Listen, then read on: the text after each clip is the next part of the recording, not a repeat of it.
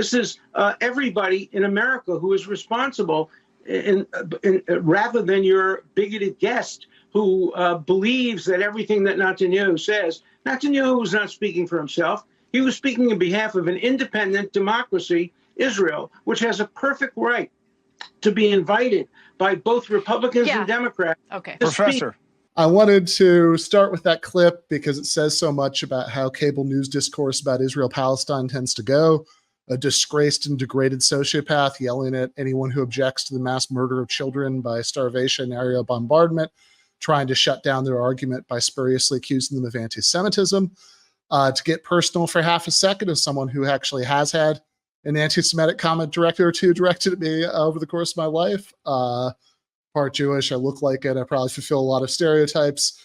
The cheapening of that charge to run cover for apartheid and genocide makes me angry on multiple levels. But personal feelings aside, the part that's the most wild to me about that clip is Dershowitz defending his war criminal friend by saying that Israel is a democracy. And no, I'm sorry, but it's not. Millions of people who live in the country are deprived of citizenship and voting rights in Israel because they have the wrong ethnicity, and granting them those rights would undo the Jewish character of the state. That's a phrase that Israeli politicians have no problem using. And they're also not allowed to secede to form a separate state of their own. Dersh's friend Netanyahu has said 1,000,000 times there'll never be a Palestinian state. The Knesset recently voted by an overwhelming margin for a resolution affirming there will never be a Palestinian state.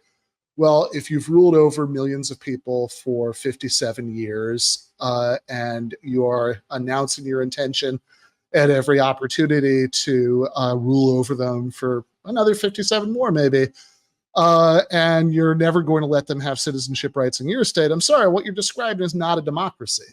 That's the core argument that's always seemed most powerful to me. And part of the reason I'm bringing it up right now is that I have a pamphlet coming out from Everyday Analysis, which is a small press that's also published pamphlets by such luminaries as Slavoj Žižek and Jason Miles,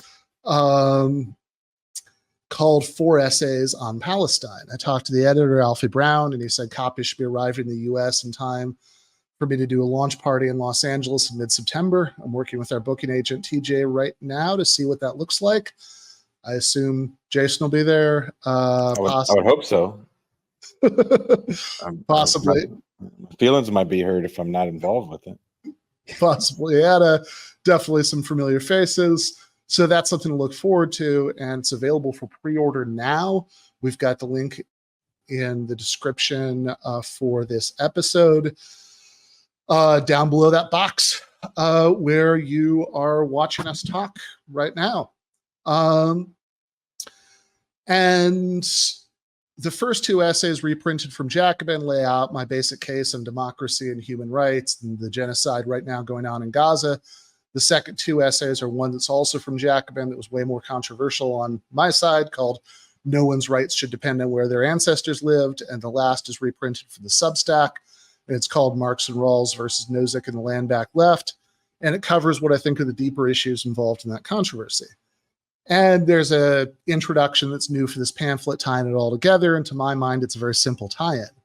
I think that some of my friends and comrades make the mistake of opposing what's going on in Israel by trying to reject Jewish ethno-nationalism, also known as Zionism, in favor of a kind of vicarious Palestinian ethno-nationalism that says that every single Israeli is a settler, even if they're a 4th-generation resident of Tel Aviv who's never been to a settlement, and in the ugliest and dumbest cases, even kind of rooting for Hamas. And I think that's wrong in principle, but it's also strategically, I guess we're not supposed to say retarded, but unwise to the most extreme possible extent. In a country where even if you grew up in Iowa and you don't know a single Jewish person in real life, you can probably think of a dozen Jewish actors or comedians or etc. you have basically positive attitudes about, but most Americans probably couldn't name a single Palestinian who's not, somebody the media would label as a terrorist. Trying to get them to reject Jewish ethno-nationalism in favor of vicarious Palestinian ethno-nationalism, good luck with that. Trying to convince them to reject ethno-nationalism of any kind and oppose Israeli apartheid, the genocide in Gaza, in the name of universal standards of democracy and human rights, that one feels to me like an argument we can win. And that's why I included those last two essays. I think this is a fight we need to have, even if in some cases I'm having it with people I like, to get our heads on straight about how to make this case.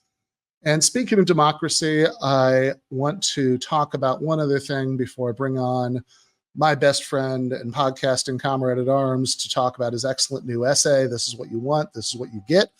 And that also involves picking a fight with someone on my side. I'm sorry, I try not to do that willy-nilly, but sometimes it's got to be done, because when you start talking about democracy, if you take it seriously, you need to talk about extending democracy from politics to economics, achieving a society where everyone's needs are met, and some people don't get to spend all day giving orders because they have money, and other people don't have to spend all day in the workplace taking orders because they don't.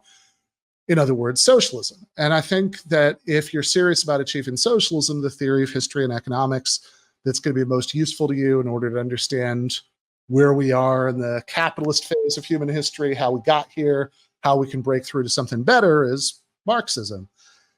And I saw this video that's been going around. It's just a 1-minute video of Chris Hedges explaining why he's not a Marxist. And I just wanted to briefly address it and say a word about why I disagree. What, in general, do you think Marx got wrong? I think Marx's vision of the classless society and the withering away of the state, the kind of deification of the proletariat, I think those were all wrong. I take a much darker view of human nature than Marx. I think in that sense, Marx's vision was not achievable. But as I said earlier, I think that his analysis of the system of capitalism was brilliant. It's Marx's utopianism that I don't embrace. And I will go to Julian Bendis, that those of us who are intellectuals or writers or dissidents or artists or whatever have to always be in opposition to power. In that sense, I share Chomsky's embrace of anarchism. You can serve either justice and truth or privilege and power. But the more concessions you make to privilege and power, the more you diminish your capacity to fight for justice and truth. And I think that's something that Marx never saw.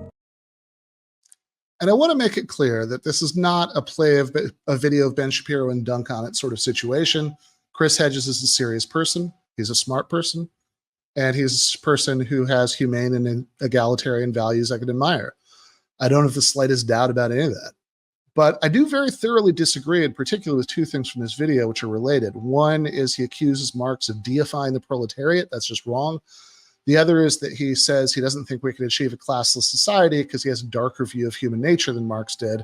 And I think that's mixed up too. So Marx is interested in thinking about how society works at the most basic level, where the food that everyone eats comes from, how most of the population spends most of the day.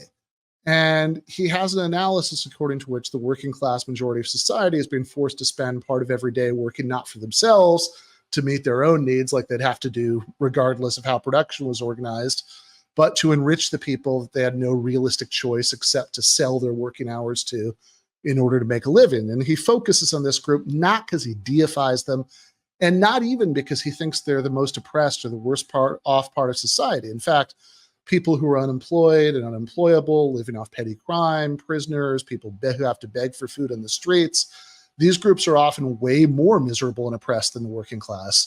But precisely because the working class is the majority of society and it's the group that keeps society going, and all this means that Marx thinks it has both a collective interest in creating a better and more democratic society and the capacity to do that in a way that more peripheral groups just don't have that capacity. And that's why he's focusing on them. And that goal, a truly democratic society that's not divided into classes, doesn't require being cynical about human nature. Doesn't require not being cynical about human nature, rather. Right? Doesn't require that you have a not dark view of human nature. In fact, a lot of Marx's economic writings are precisely about how it's not realistic to expect capitalists not to act on the incentives the system gives them, by power of their virtue or whatever. Because how greedy or virtuous people are is kind of beside the point. And I would argue that Marx's goal of a classless, truly democratic society is one that's actually more salient if you have a dark view of human nature. After all, the more you think people are going to be kind and generous and cooperative, the less it matters if some people have more economic power than others, because you can just trust them to act on the better angels of their nature.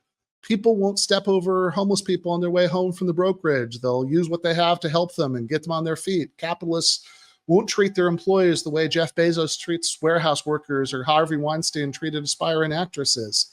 Whereas the darker your view of the dark side of human potential is, the more you worry that people will act in those ways, given the power to act that way, the more you should want a society where power is distributed as equally as possible, so we have less space to abuse each other. And that would be my case to Chris Hedges.